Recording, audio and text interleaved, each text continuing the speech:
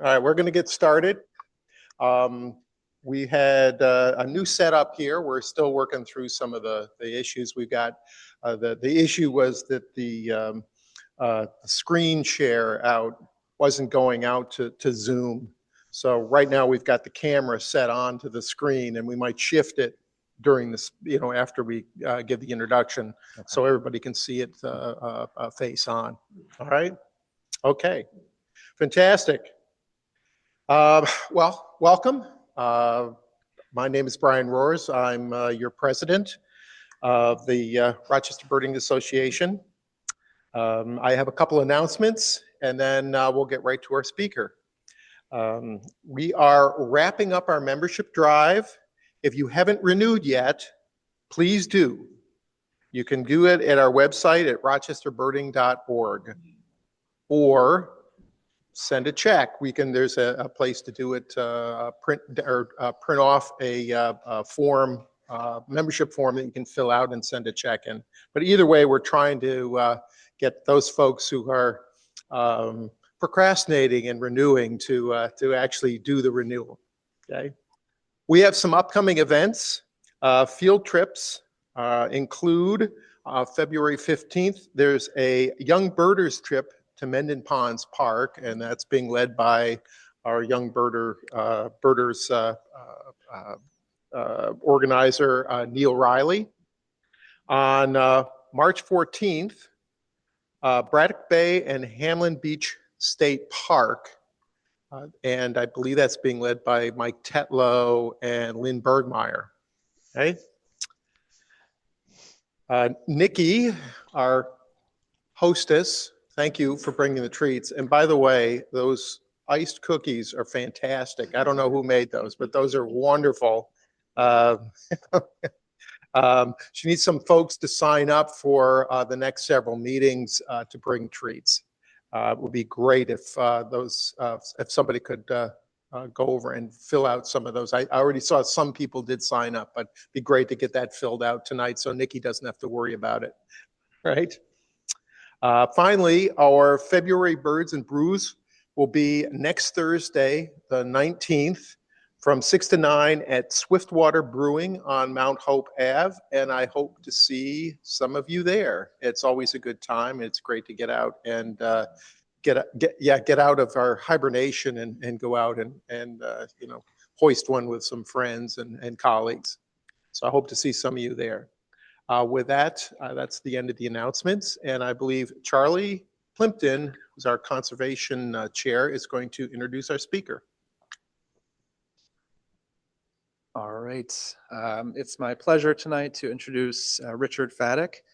Richard is a professor of anthropology at the Rochester Institute of Technology. He reached out to us last year about his initiative, Smash the Crash, which he founded in 2024. And it's a community-based initiative focused on eliminating bird window collisions in the greater Rochester area. Which is something I know the group is very passionate about. And from a personal note, it's really been nice to work with Richard over the last year on this project. I've always been passionate about this issue, and it's been interesting learning from him, about this issue from not only, an anthropological standpoint, rather than just a biological one. So with that, please join me in welcoming Richard. I have a microphone. Thank you, Charlie. I think I'm mic'd up, right? Okay. I think I take this off, right? Nope. Put right here. Mic on, and I'll take that, right? And take this. Thank you. All right. Can everyone hear me? Great. Thank you all for having me. Thank you for the introduction, Charlie and Brian. It's really lovely to be here. My name is Richard Fadok, and I am, as Charlie said, a professor of anthropology at RIT, where I started this summer. I specifically am an environmental anthropologist, which means that I study how human culture, our systems of meaning, our beliefs shape our relationship with the environment. In particular, I'm interested in the way that architecture shapes that relationship, how infrastructure shapes that relationship, the way that our modes of building and dwelling influence our everyday interactions with animals. And to that end, I've been working on a book project about bird window collisions titled Syntopia, Anthropological Ganders at Bird Window Collisions. This is a project I've been working on for the past couple of years, the second project in my larger research program. And this project is a historical and ethnographic, meaning anthropological, analysis of the environmental politics of glass in the United States. Over the past 2 years, I've been conducting fieldwork with biologists, architects, urban planners, real estate developers, artists, homeowners, and glass manufacturers across the Atlantic Flyway to understand how this everyday building material has become a matter of environmental concern at the dawn of the 21st century. Through conversations with these practitioners, I study how glass has been construed as a medium of violence, but also as a means of reparation, justice, and care. Last summer, and I want to start this talk by introducing you to some of my fieldwork, specifically a story from an ornithologist named Brendan. So last summer, I was conducting fieldwork in London, Ontario with Brendan. This one was very lethal, he noted, as we approached this 4-story low-rise encased in mirrored glass. I found bodies on bodies on bodies, he said. Over the span of just 1 year, Brendan collected 150 birds in its vicinity, most frequently American robins, golden-crowned kinglets, and yellow-bellied sapsuckers. Located at the edge of an old-growth woodlot that harkens back to the metropolitan region's former verdure, this building often dissimulates the oaks, maples, and other eastern deciduous trees that border it. Its reflective surfaces, remnants of the slick corporate modernism that glossed cities around the globe in the 1970s, lure birds toward it with illusions of habitat, a kind of avian uncanny. The injuries caused by this optical illusion are grave, but death, I am told, is rarely swift. Some birds fly away unscathed. Many more suffer brain injuries that kill them over hours, even days. And that's if they're not first taken by scavengers like cats, rats, and even groundhogs. If Brendan discovers any injured birds during his patrols, he contacts his local wildlife rehabilitators. But be that as it may, their prognosis is bleak, and the majority of rehabilitation centers refuse to accept collision victims. Collisions, they tell me, are simply too numerous. As we sat inside a conference room adjacent to the woodlot, Brendan revealed to me that a few years ago he had a disturbing realization. The birds that he had discovered outside this building were only a fraction of the collisions that must have occurred since its construction. Somberly, he related this insight to me. The area that you're looking at, this forest, probably has thousands of carcasses of birds that hit the windows and were undocumented. I had that thought once and it gave me goosebumps. It never left me. A giant bird cemetery. A whole bunch of birds that were migrating entered this space and never left. Avian death, in Brendan's vision, grounds what it means to live in cities today. In a physical sense, it coats the ground upon which he stands, but it also accumulates symbolically. It condenses on the body of architecture, clouding its structures of cultural meaning like ghosts in the glass. So to study the phenomenon of bird window collisions today is to live among inescapable death. In my book project, I seek to think with Brendan and other bird window collision experts about this shift in the cultural significance of architectural glass, one of today's most predominant and yet inconspicuous materials in the built environment. I argue that modern architecture in North America has come to be haunted by the ghosts of interspecies violence. Later that day, we came across a bird carcass outside of another one of the buildings that Brendan monitors. This is him here. He crouched down, he pointed to its sunken eyes, its lesioned torso, and the trail of ants nearby. He picked it up and he gave it a gentle squeeze. Rigor mortis had set in, meaning the collision had likely occurred the day prior. This means that for a full day, he said, pedestrians had passed by unperturbed. He turned to me and he said, "When you have knowledge of something, what is your responsibility with that?" For Brendan, this meant campaigning to retrofit buildings on his campus with bird-safe design measures. For me, it meant doing something in my local community, so I started this initiative, Smash the Crash, to study and prevent bird window collisions in Rochester. For the rest of my talk tonight, I want to share with you some of my preliminary research on collisions, as well as some of the applied work that I've been doing here in town. So I'll open by offering a broad overview of the history, the science, and the politics of collisions. Then I'll turn to an overview of the collaborative research and teaching that I've been doing through Smash the Crash, including with some of you here. And then finally, I'll conclude by outlining a few ways that anyone, including all of you, can help prevent bird window collisions. So first, some background. I want to start with a question. Who here has seen or heard a bird collide into a window? Okay, look around. That's pretty much all of you. Well, now the hands are down. But many times we think about collisions as these one-time events, freak occurrences.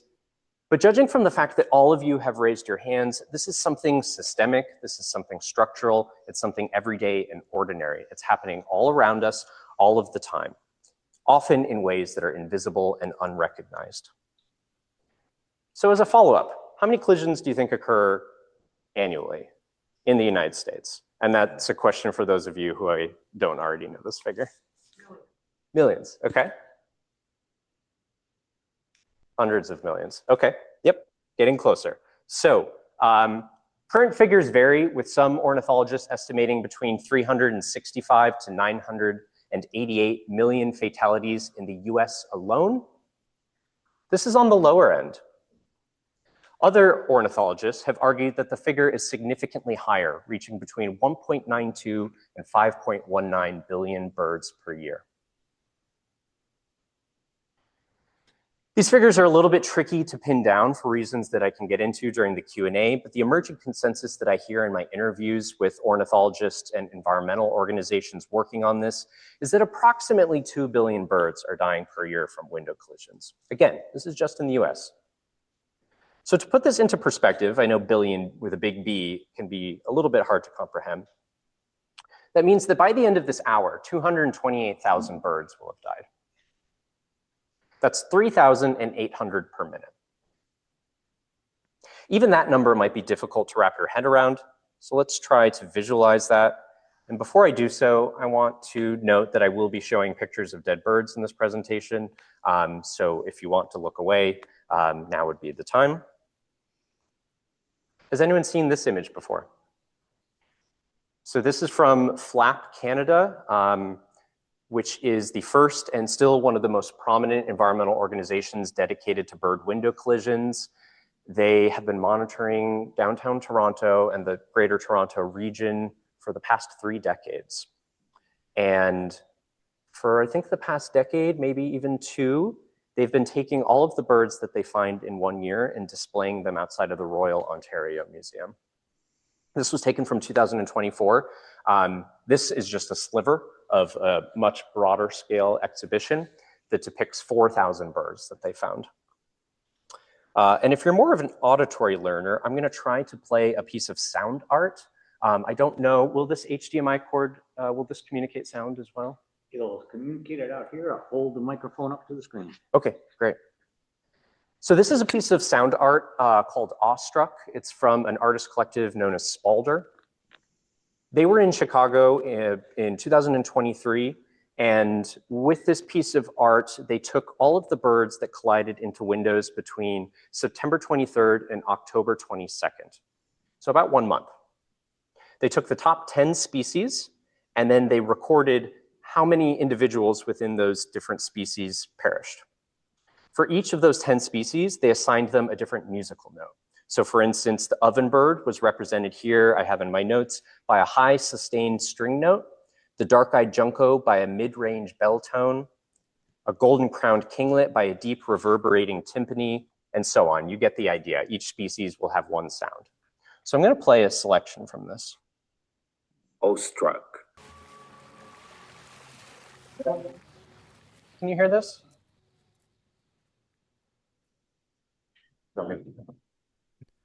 With 44.5b FPS, Gabby Kinloch samples the natural disorder and gives us the ultimate human-non-human remix. a composition that mirrors the urban fabric's again, this is during pulsating fall migration, energy so it's beginning to alongside pick the up. characteristic grooves of the natural realm. Next, look to the glass towers surrounding Millennium Park, a fatal attraction for thousands of migratory birds, as explored by the artist collective Spalder in their piece Awestruck.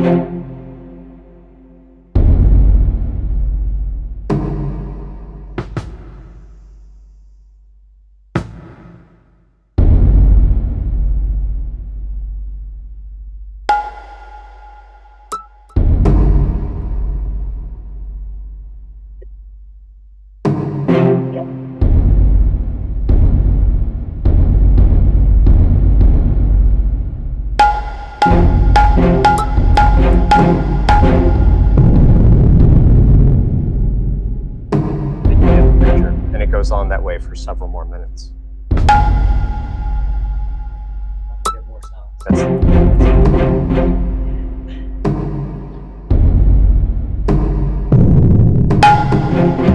The reason these figures are troubling is because, as some of you may know, we've seen a decline of 30% in the population of birds in North America since 1970, down from 10 billion to 7 billion.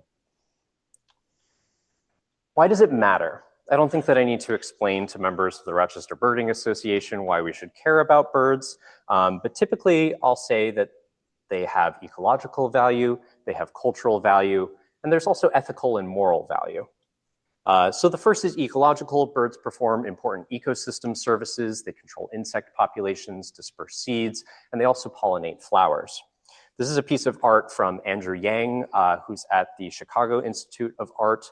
And this was his project, Flying Gardens of Maybe, in which he took seeds from birds who had collided into windows and planted them to show the interconnectedness of life and the ways that the harms of collisions prevent some of these seeds from traveling to different areas. Second reason is cultural. Birds are pleasing to look at, to listen to. They're reflected in our art, our architecture, in our symbolism, in our mythologies. This here, of course, is taken from Rush Reese Library at the University of Rochester. They also stimulate the economy. As many of you know, bird watching brings in $39 billion a year in the United States. But these reasons are, of course, human-centered. Don't animals have intrinsic value? So for me, the third reason is ethical.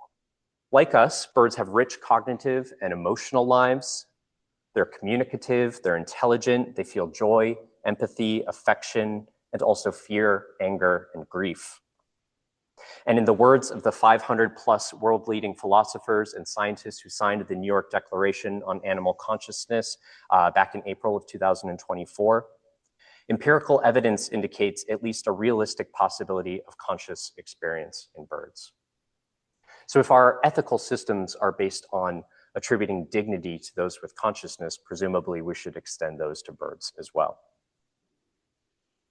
So now what I want to talk about, now that we know that birds are colliding and the reasons why that matters, I want to talk about which birds and why.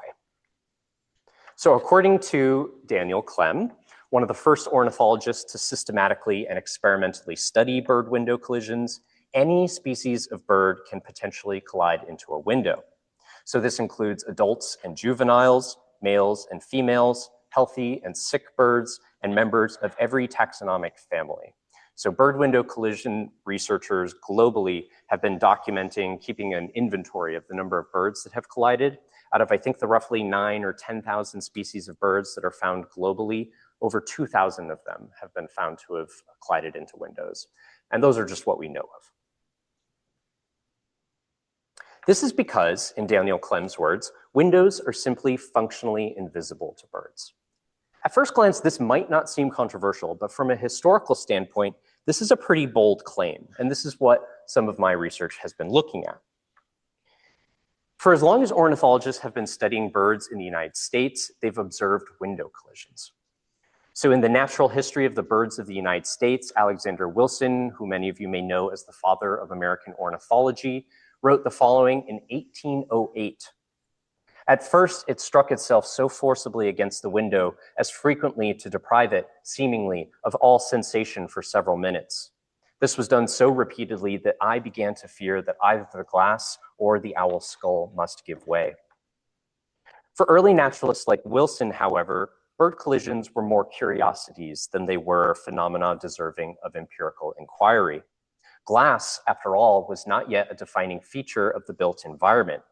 You could find it in churches, in greenhouses, and in storefronts, but it wasn't the building material of the day. By the turn of the 20th century, this situation begins to shift. Breakthroughs in glass manufacturing methods led to the synthesis of panes that were clearer, larger, and cheaper. And with this newly accessible product, architects began to clad factories, like the Fagus factory here, skyscrapers, this is the Seagram Tower in New York, and even homes. This is Philip Johnson's glass house with glass.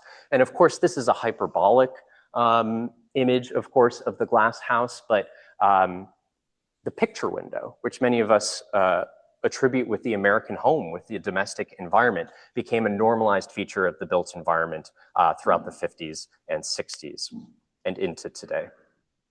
So together with concrete and steel, glass formed a kind of material trifecta of modern architecture. The architect Le Corbusier went so far as to call it the fundamental material of modern architecture. To these architects, glass symbolized cleanliness and openness. Unlike wood or stone, its see-through materiality appeared to realize Enlightenment ideas about progress through visibility. Ironically, as modernists, as these proponents of modernism were announcing the so-called dematerialization of architecture, biologists were already beginning to point to the fact that it was all too physical. So in the early 1920s, eyewitness accounts of birds colliding into windows started to appear more readily in ornithological journals and amateur birding magazines. In 1922, the ornithologist C.A. Black reported in the Wilson Bulletin, here's Wilson again, that, quote, 2 broad-tailed hummingbirds were killed by flying against a plate glass window on the principal street of Kearney, Nebraska. Even the US Fish and Wildlife Service in 1939 started to record fatalities from birds flying into windows, alongside this curious category here, simply titled boys.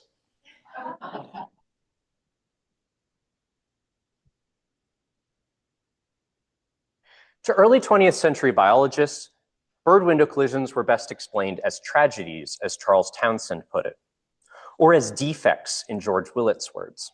In other words, bird window collisions were accidents. They were taken to be deviations from normal bird biology. And unfortunate as they may be, the fact that they were presumed to be ineluctable meant that they lied beyond their observers' responsibility, that people didn't have to do anything about them. On the contrary, Dan Clem started to argue in the 1970s that birds in general do not recognize windows as barriers. So this is to say that collisions are not an accident or a failure of birds. They're a part of the very nature of being a bird, and they're part of the very nature of what it means to build with glass. So we have a part in this. Unlike humans, birds can't rely on visual cues inherited from our architectural culture. So they don't know that a window is a window. They don't know that, for instance, over here, the right angles of some of these window panes or the mullions on stained glass indicate that there's something there. They don't have these sorts of visual cues. As a result, glass presents 2 major challenges to birds. The first is this transparent condition here. This is a sky bridge, a photograph of a sky bridge taken at the University of Rochester between the library over here and one of the student centers. So here, with this sky bridge, you have a pane of glass here, a pane of glass here. On the other side, you can see a tree. So a bird on this side could see that tree and try to fly towards it. They're often trying to fly towards habitat, particularly fruit-bearing trees. On the right here, this is the reflective condition. So there's actually a tree right around here, which is reflecting off of the glass. And this is the #1 reason why birds collide into windows is reflections. In both cases, whether transparent or reflective, glass presents what Clem has described as a deadly illusion. So I said that all species can collide into windows, but migratory species are especially vulnerable. Out of the 650 species of birds found in North America, more than half of them are migratory. And of these migratory birds, songbirds are the most vulnerable. So sparrows, finches, warblers, and so on. Any window can be lethal. So skyscrapers, of course, receive the most attention in the news. We hear about them in Texas, we hear about them in Chicago, but decades of research on this topic have shown that any untreated window, any glass or polished feature for that matter, can kill birds. So this includes windows, but also doors, spandrels, and walls. And this is because, as Clem puts it, bird-window collisions are likely to occur whenever birds and windows occupy the same environment. So while any building can potentially kill a bird, every building has what some ornithologists call a mortality signature. So this is the particular combination of factors that give rise to a building's lethality. And these factors include the type, extent, and location of glazing or glass. So how large a pane is, these bigger ones on the door versus the smaller ones up above, larger ones are worse. The type of glazing, so earlier I showed that mirrored glass, the building that had that really reflective glass, that's particularly deadly. Also the location to surrounding vegetation and bodies of water, and the degree of urbanization or suburbanization. Okay, so I mentioned that every building has a mortality signature. This building has the worst mortality signature. Does anyone recognize this? Is anyone here from Chicago? Yeah. Any other guesses what the building is? Although I think it says up there. Yeah, so this is the convention center in Chicago. It's right along Lake Michigan. It's covered in glass. And it's an infamous bird killer among ornithologists. Since the early 1980s, they've been patrolling this building to look for birds that have collided into it. Since the early 1980s, they found 42,000 outside of this one building. Some of the people who patrol this building have told me that their walks around it are punctuated every few minutes with a thud of a bird colliding against the glass. And for years, they've been requesting that the owners retrofit the windows with collision deterrents.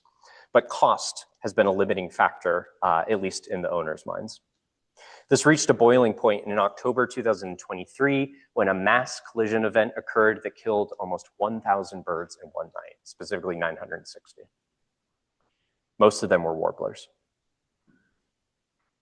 The good news to come out of this tragedy is that the owners of McCormick Place finally committed to installing collision deterrents. So they used Feather Friendly in August of 2024. They coated the whole building for about $1.2 million.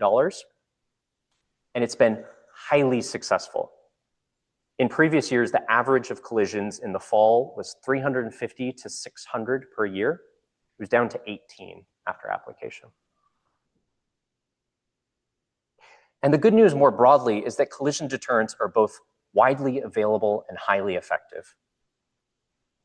They follow what's known, there are a variety of different ways of evaluating bird safe design. The most common kind of rule of thumb is the 2x2 rule. So this states that every 2 inches vertically and horizontally, you want some kind of visual noise or interference. It's often a dot, it can be a line, or it can be any geometric pattern that satisfies that 2x2 rule. So this is a list, this is just a partial list actually of patterns that a group of graphic designers at Carnegie Mellon came up with that would satisfy the 2x2 rule.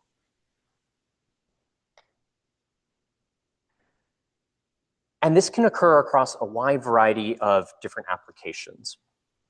So with retrofits, meaning how to protect a building that already exists, some of the more common forms of solutions include vinyl films. So this is Feather Friendly, which is one of the more popular products on the market. This here is, of course, a simple dot pattern. You can see on the left, this image is taken from the University of Toronto. This is Kaleidoscape. So Kaleidoscape is opaque from the outside, but transparent from the inside. So birds can see this, but looking inside out, you won't be able to detect anything. This is another instance of it. It's basically a tiny perforated window film. And of course, it doesn't just have to be these simple geometric patterns. You can have artists create custom designs as long as they satisfy that rule. And so here's another instance. This one was at University of Toronto as well. This is at the University of Massachusetts Amherst, where they took many birds that they had actually found on campus and included them in the design. So here you can actually teach people about local wildlife, in addition to having this functional benefit as well. This is a cool one. This was taken at Temple University in Philadelphia. This is outside of the music library. So they put birds on a musical notation system. And I think here I have a close-up of that as well. This was a hand-cut vinyl done at UNC Wilmington. This is a window film designed by an illustrator, Ashley Cecil. This is taken at the Powder Mill Nature Reserve outside of Pittsburgh. This is the School of the Art Institute of Chicago. This was from a design competition at the University of Pennsylvania. You can see that you can actually, if you zoom in to this bird, it's comprised of the tiny little dot pattern. They just concentrated it in that area. And the rest of it is protected as well. But you can also use paint, and this is probably the most affordable way. You can use tempera paint, Sharpie paint pens.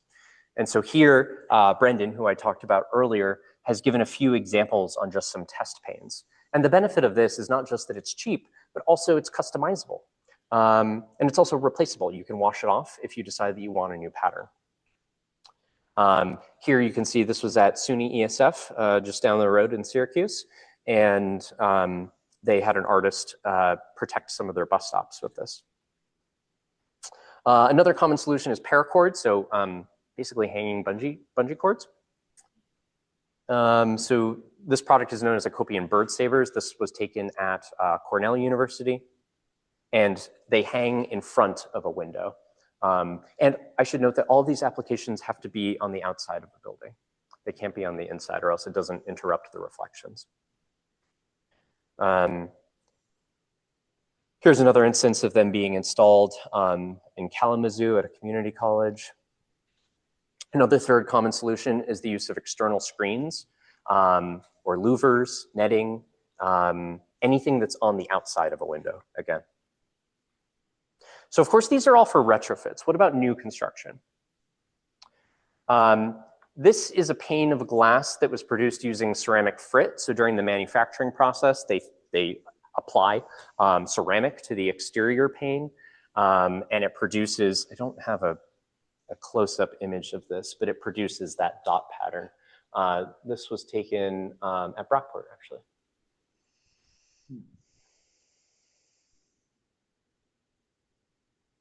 Another glass product is acid etch or laser etch. And so this is a product from Guardian that does it to the same effect.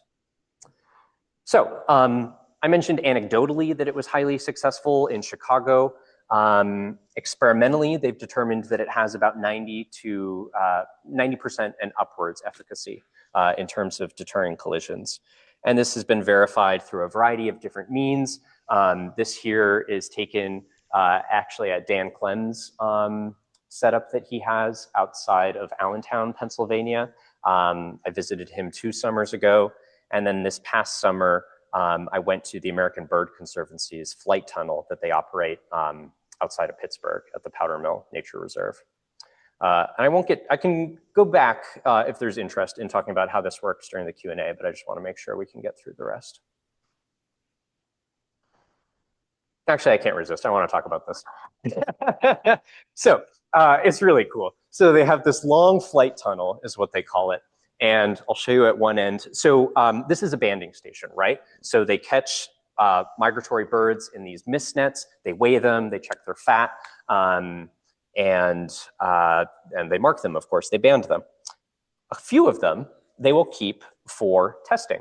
So they'll put them in these cloth bags. They're perfectly safe, they don't mind, and they're released immediately afterwards. Each bird only does one test. So they have a camera system here. They record all of the events here.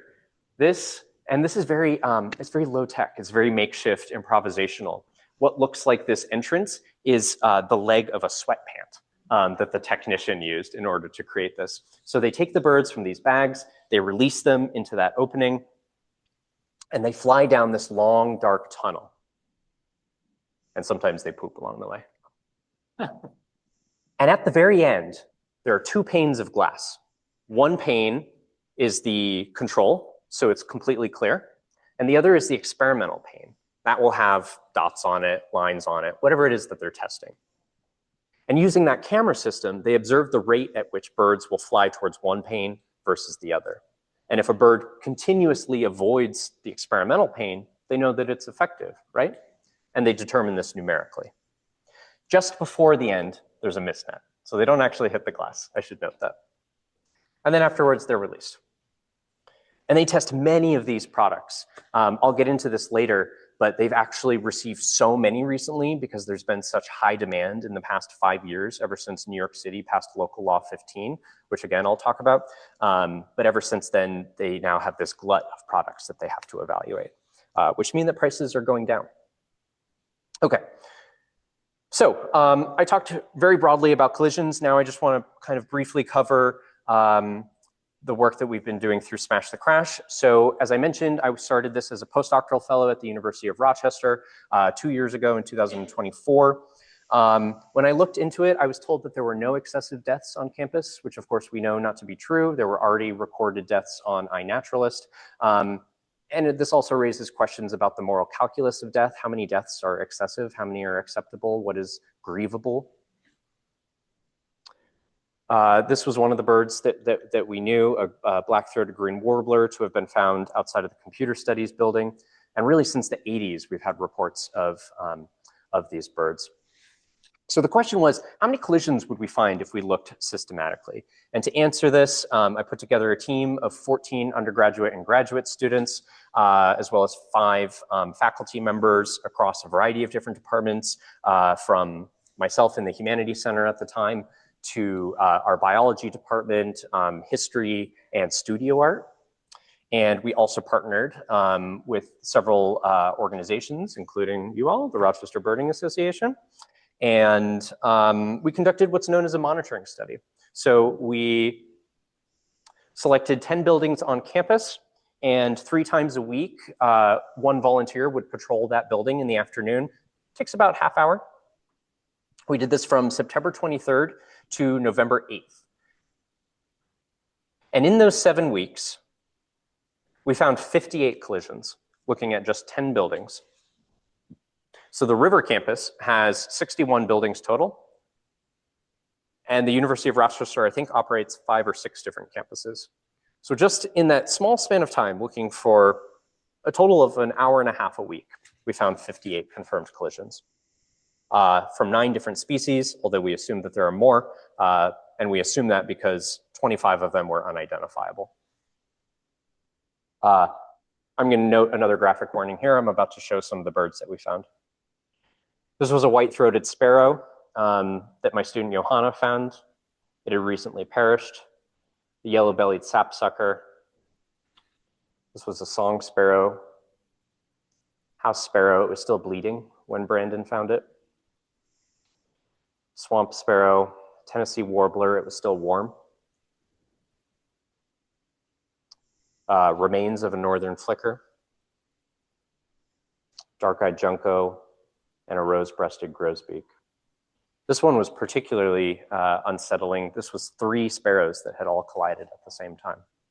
And this is because with their vocalizations, they travel in these flocks. And some ornithologists have found that this actually causes more of them to collide simultaneously. So we did a hotspot analysis to think of, to identify what the most lethal buildings on campus were.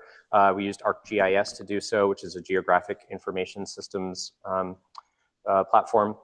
And I won't go into all of them, but we identified what the leading, of course, where was it? This sliver of a building you see right here is the IMP building on campus. No surprise, that was the second worst. The worst was actually this building, Hutchinson, because it's right along the Genesee River is right here. So you get birds flying along there, and there's a lot of vegetation over here that gets reflected in these windows. All right, I know I'm running out of time here. Oh, this is the IMP building. All right, so since then, we've done a series of other studies. We did a spring study and more recently, a fall study. And here, I'm gonna try to show you. Can you see this? Yeah. So we put together this database and we visualized all of them. I think that we found a total of something like 104 or 106 birds on campus just in those 3 months. And so with this, and this is public, so I'll be sharing all of this, and we're hoping to do this with the city writ large. But so far, we've just input the data from the University of Rochester. But using this, so we've color-coded with these 3 different colors the study, whether it was the fall 2024 or so on. And I don't have, oh, I'm not connected to the internet, that's why. If you click on one of these, it will bring up all of the data that we recorded. So it'll bring up where the bird was found. Of course, you can see that visually, but it has latitude and longitude on there. It has a picture of the bird or pictures of the birds that, that students documented and added, as well as their notes. So you can get information about all of this. And we'll be doing this with the data that we found downtown and at RIT as well. Okay, so since that initial study, we're now expanding to RIT, where I am now, where I started over the summer, and continuing work that Professor Susan Pagano has been doing and consolidating it in one database. And we also did this downtown study with the Rochester Birding Association, and we're still kind of cleaning up some of the data there, which hope to have done. I'm teaching this class where I have some students who are working on this, so super excited to get that out. This was one of the Magnolia warbler that we found downtown. Some findings from downtown. Of course, this is preliminary. We're still kind of tidying some of this up, but we think that we found about 136 collisions looking at 12 buildings, 29 different species. And I'd be happy to share my slides too if you want to look more closely at some of this later too. We've also been doing this, promoting this through teaching. So in the undergraduate ecology and evolutionary biology class, we have a module now on bird window collisions so that students learn how to do data analysis and collection. Campus ecology at RIT, they did a similar project. Outside of the STEM curriculum, I partnered with a printmaker at the University of Rochester, and we taught this class an advanced printmaking course where each student took one window pane at the Art Center at the University of Rochester, and they designed a bird-safe window film for it, following that 2x2 rule that I talked about. So these are some of their creations. Then we exhibited them in the University of Rochester's Rush Reese Library in the basement, really high traffic space. A lot of people walk through. I would often see people taking photographs, which was great. Really happy to get the word out about that. Exhibited them more. Here's a rendering of what it'll look like. We got some funds to actually print them, and we're now working with the university to get those installed. We also put together this workshop. So how am I doing on time?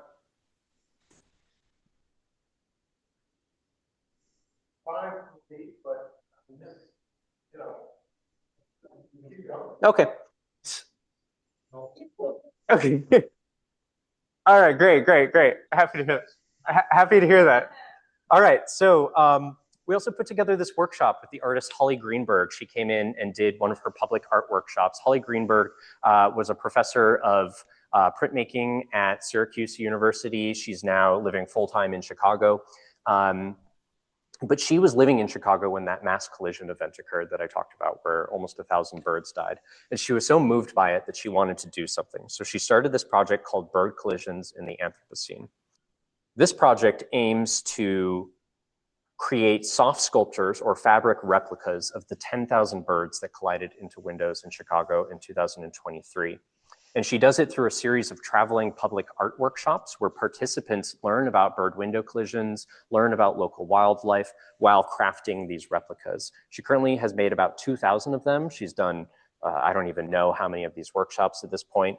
And her ultimate goal, I think she has a contract with the Field Museum in Chicago to coat an entire gallery room with a red carpet and to hang all of these sculptures on it. So we were really excited about having her. We also put together an exhibition, a second exhibition more recently through a campus practicum that focuses on exhibition design. So this is an image. Brian actually was able to come to this, which was really nice. We held this in October into November. This features student and faculty work. So students in this course, some of them created zines, these little miniature magazines about local birds. One student photographed some collisions and then created some prints around them. And then I designed and wrote this photography book, an artist book, using all of the images of collisions that my students had taken and juxtaposing them with vignettes from 19th and 20th century natural history books to show the way that birding is shifting in the 21st century as we're finding more and more collisions. So I'll pass this around. And you might recognize the form of it. It's supposed to, I called it a weird field guide, and it actually resembles the field guide that was designed by the Vignellis at RIT, or who have an RIT connection. The field guide that they designed for the Audubon. Okay, more recently, been working on what's called a vertically integrated project at RIT. So this is a course where students conduct independent research projects related to the instructor's research program. So I have and they receive course credit. It counts towards my teaching load. So essentially I'm running a lab where I now have 10 students who are conducting independent projects about bird window collisions, working on things like constructing that database that I talked about, doing data analysis. I have some students who are interviewing people who have experienced collisions, asking about some of the psychological effects. We're doing economic analyses of bird safe design, archival research on the history of collisions here in Rochester. I have one student, brilliant computer engineer, who is designing an automated detection system, basically a camera and microphone system combined with a machine learning algorithm that will note when a collision has occurred, record it, and then send that recording to us. Because one of the issues with collisions is that if you aren't there to actually find them, they can either decay, they can be cleaned up by groundskeepers, maintenance crews, or scavengers can take them away. So this collision system is aiming at getting us a more robust understanding of the frequency of collisions. And then a couple of other projects. But yeah, so that's the vertically integrated project. And now I just want to briefly wrap up by identifying some next steps. So one thing you can do is report collisions. Ultimately, as I mentioned, I want to have a platform for the city of Rochester, but in the meantime, you can post on iNaturalist. There's a page for bird window collisions. Bird Mapper is another platform that a lot of people use, or you can email me. You can use our website as well. Second thing you can do is monitor buildings. So I mentioned that we did this fall study downtown, and we are thinking about doing a spring one as well. So if anyone would like to volunteer, you are more than welcome, and I would be happy to chat about that. Another thing you can do is install deterrents at home. So there are now over 200 products on the market.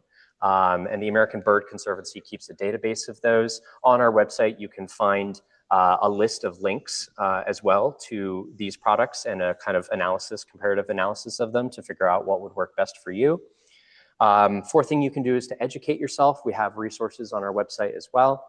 And then lastly, advocate for birds. So there's been a trend both on university campuses, but also in cities towards creating forms of bird safe policy. So A variety of campuses around the country have installed deterrents or have adopted bird-friendly policies.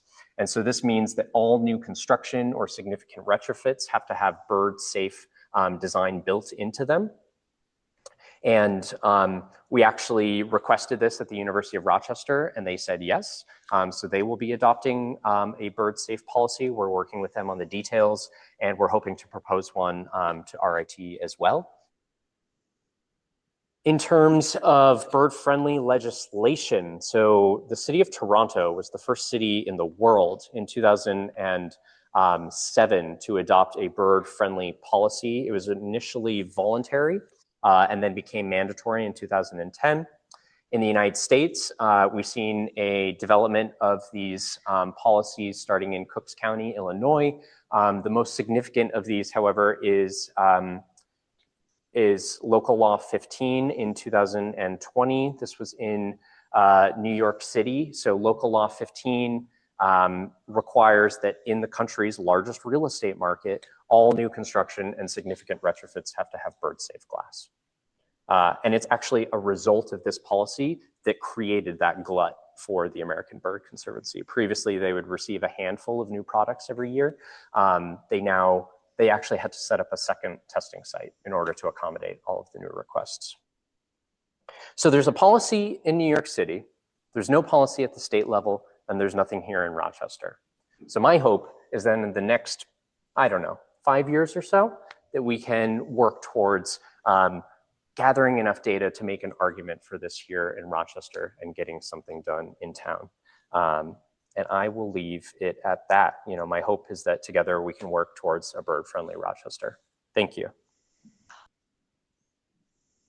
Is there a website I can put in the chat? Yes, it is. Yeah, www.smashthecrashroc.com. Thank you, Richard. Very good. Very nice. I have a microphone, so if you ask a question, I'd want to get the microphone to you so that the folks on the Zoom call can hear. So we've got a question over here. Have you contacted the owners of any of the buildings that you are monitoring in downtown, and have they done anything to help? We have not contacted any of them yet, but that I think would be the next step once we have that data and can visualize it, I think in a way that's impactful and meaningful and moving. Yeah, that's definitely an important part of this process, is getting, of course, individual business owners, individual building owners to adopt these things voluntarily. It will require a mixture of, I think, voluntary and mandatory acts. Yeah. Oh. We're going to move the camera over so we can see you. And meanwhile, Ann, to Richard.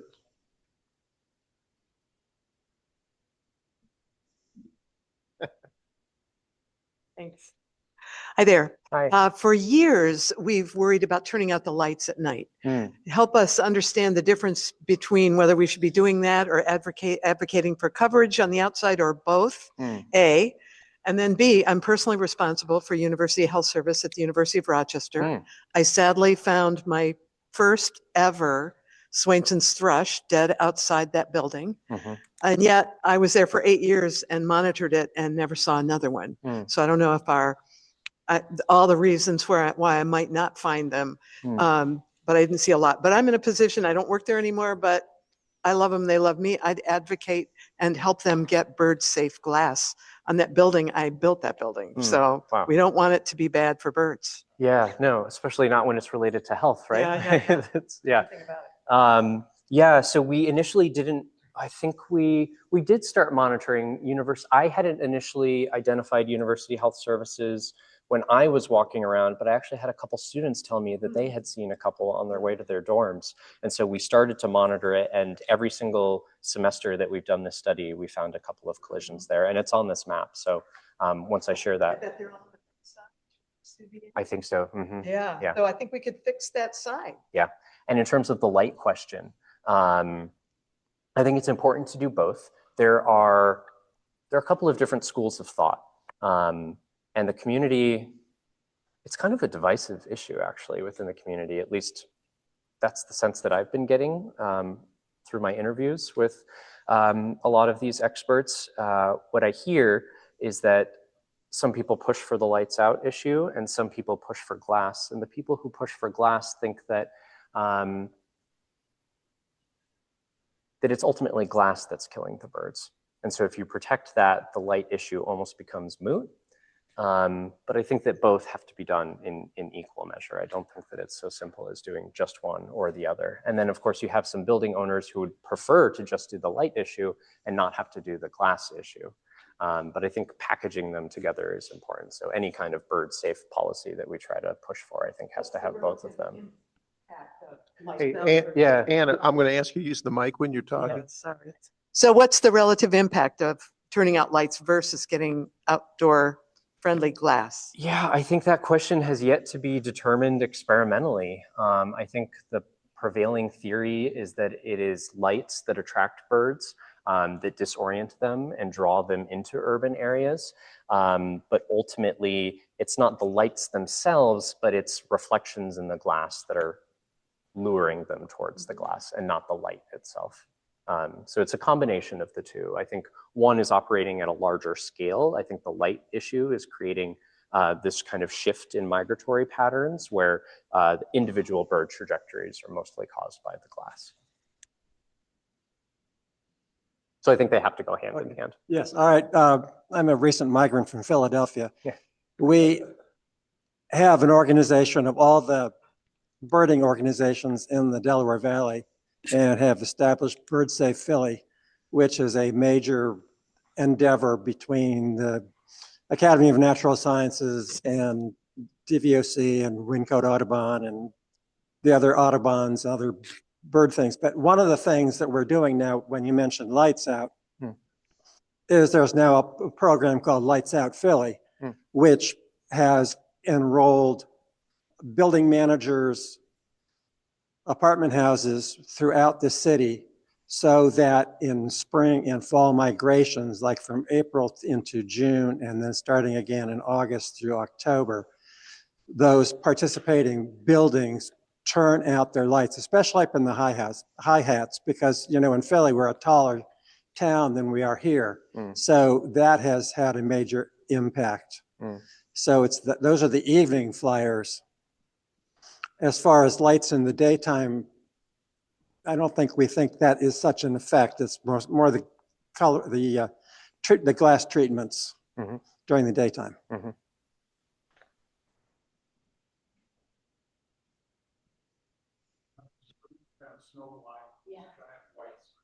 Yeah, of course. How's that one? Other questions? I've got one for you, Richard. Sure. So as we're thinking about you know, spring and maybe plantings and around the house and things like that, is there any information on where it's best to put plantings relative to the distance away from the house? You know, is closer better because, or farther away better, or none, or any information like that? Yeah, well, it would have to be far enough away that it wouldn't appear in any of the reflections. I don't know if that has been determined experimentally, but bird feeders, for instance, are either supposed to be within 1 foot of the glass or more than 10 feet away. Okay. Right. Well, that's interesting. So that might be a starting point for thinking about the distance of vegetation. But of course, if your windows are treated, it's a moot point, right? Exactly. Yeah. Okay. But this turn towards biophilia, towards planting trees, shrubs, other vegetation for our own kind of aesthetic sense has had these unintentional consequences for birds. So there have actually been some architectural researchers who are looking at that. Thank you. David, are there any questions online? There are not. Okay. Anything else from the audience here? No? All right. Well, let's thank Richard Great. again Thank for a you all so wonderful, much. wonderful talk.